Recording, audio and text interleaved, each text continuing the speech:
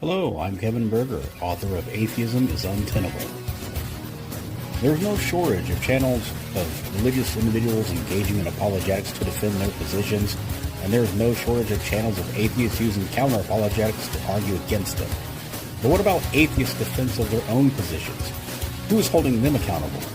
On this channel, I don't engage in apologetics. Instead, I apply the principles of polemics and skepticism to atheism and the claims made by atheists, of which, despite their insistence to the contrary, there are many. This is Justified Nonetheless.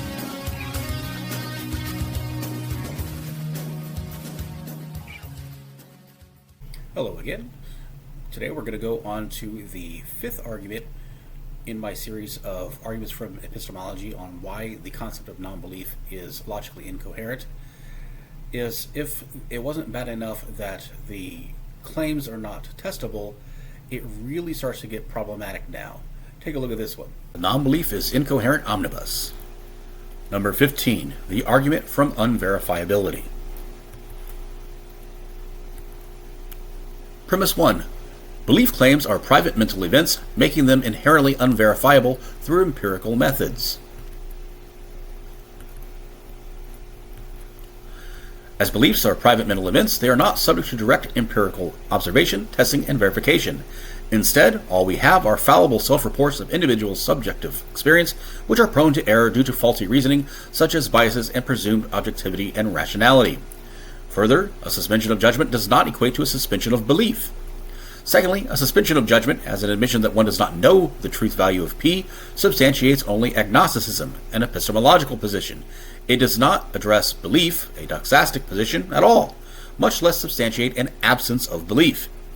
Thirdly, whereas the suspension of judgment is an act of will, the suspension of belief presumes that one can choose what one does and does not believe, which is an extraordinary claim that requires extraordinary evidence. Premise 2. Scientific claims require verifiability for substantiation. The criterion which we use to test the genuineness of apparent statements of fact is the criterion of verifiability. We say that a sentence is factually significant to any given person if and only if he knows how to verify the proposition which it purports to express. Conclusion. Therefore, the complete absence of belief may be unverifiable, making it challenging, if not impossible, to substantiate the concept of non-belief. Okay, that was the fifth argument in my series of arguments from epistemology on why the concept of non-belief is logically incoherent. Stay tuned as it really gets dicey from here on out.